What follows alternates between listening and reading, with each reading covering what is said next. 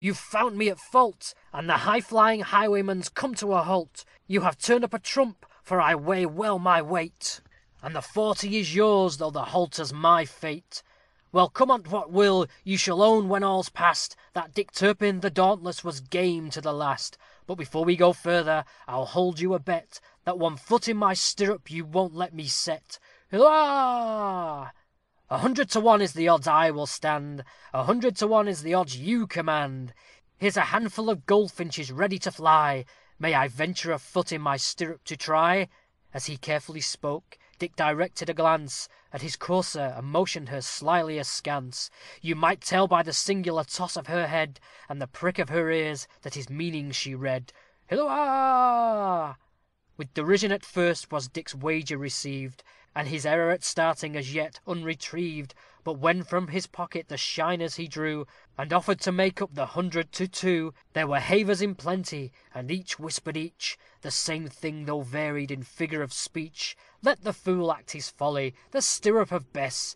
He has put his foot in it already, we guess. Hilloah! Bess was brought to her master. Dick steadfastly gazed at the eye of his mare, then his foot quick upraised. His toe touched the stirrup, his hand grasped the rein. He was safe on the back of his courser again, as the clarion fray sounding and shrill was the neigh of Black Bess as she answered his cry. Hark away! Beset me, ye bloodhounds, in rear and in van. My foot's in the stirrup, and catch me who can. Hilloah! There was riding and gibing mid rabble and rout, and the old woods re-echoed the Philistine's shout. There was hurling and whirling o'er brake and o'er briar, but the course of Dick Turpin was swift as heaven's fire. Whipping, spurring, and straining would nothing avail. Dick laughed at their curses and scoffed at their wail. My foot's in the stirrup, thus rang his last cry. Bess has answered my call, now her mettle we'll try. Hilloah! Uproarious applause followed Jack's song, when the joviality of the mourners was interrupted by a summons to attend the stateroom. Silence was at once completely restored, and in the best order they could assume, they followed their leader, Peter Bradley. Jack Palmer was amongst the last to enter, and remained a not incurious spectator of a by no means common scene. Preparations had been made to give due solemnity to the ceremonial. The leaden coffin was fastened down, and enclosed in an outer case of oak, upon the lid of which stood a richly chased massive silver flagon, filled with burnt claret, called the Grace Cup. All the lights were removed, save 2 lofty wax flambeaux, which were placed to the back, and threw a lurid glare upon the group immediately about the body, consisting of Ranulph Rookwood and some other friends of the deceased. Dr. Small stood in front of the bier, and, under the directions of Peter Bradley, the tenantry and household were formed into a wide half moon across the chamber. There was a hush of expectation, as Dr. Small looked gravely round, and even Jack Palmer, who was as little likely as any man to yield to an impression of the kind, felt himself moved by the scene.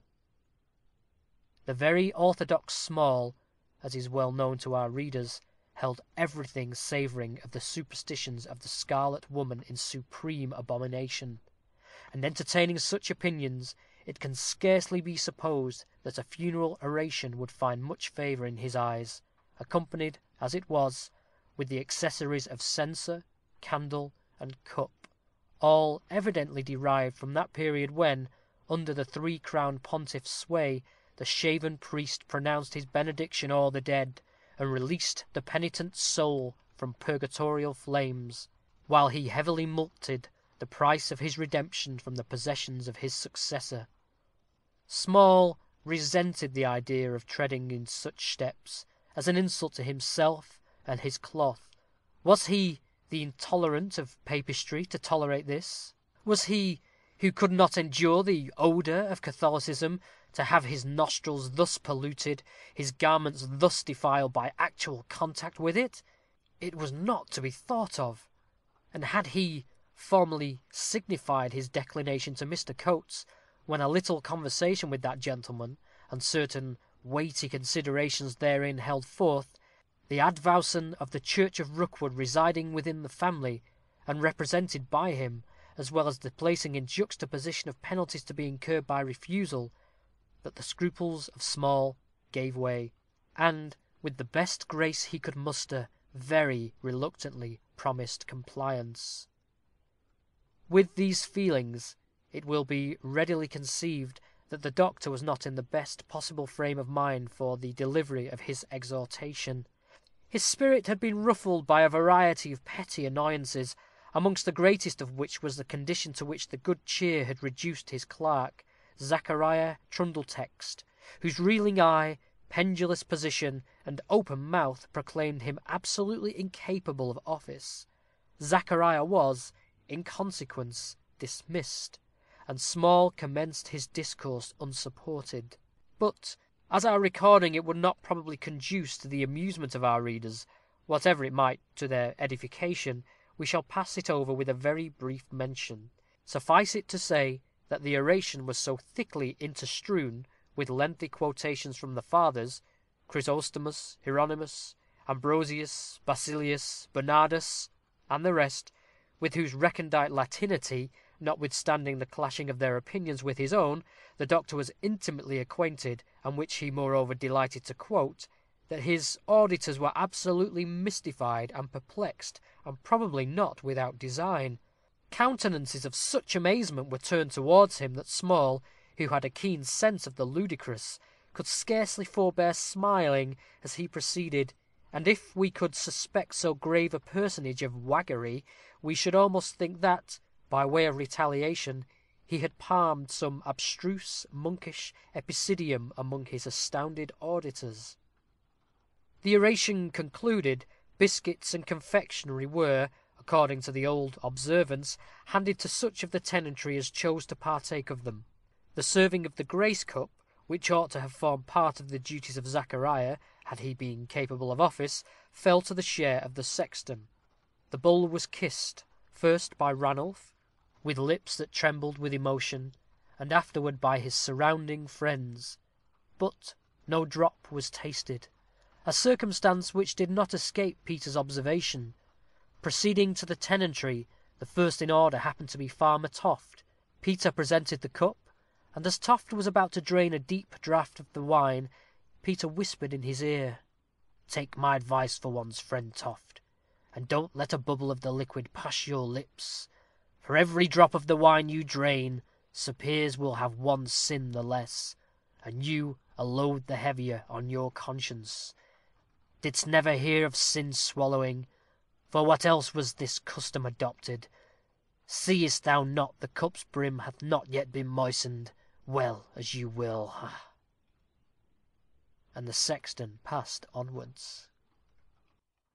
His work being nearly completed, he looked around for Jack Palmer, whom he had remarked during the oration, but could nowhere discover him.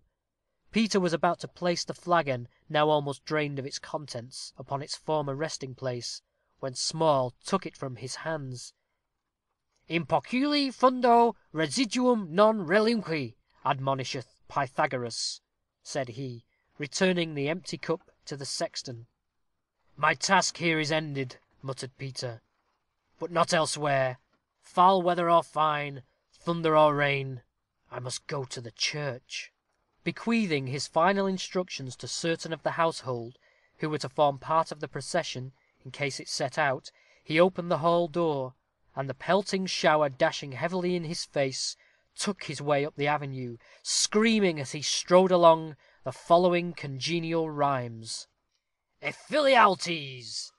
I ride alone, I ride by night, through the moonless air on a courser white. Over the dreaming earth I fly, here and there, at my fantasy. My frame is withered, my visage old, my locks are frore, and my bones ice cold. The wolf will howl as I pass his lair, the bandog moan, and the screech owl stare. For breath at my coming the sleeper strains, and the freezing current forsakes his reins. Vainly for pity the wretch may sue, merciless Mara no prayers subdue.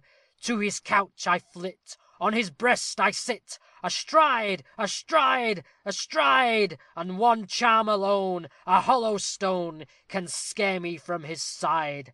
1,000 antic shapes I take, the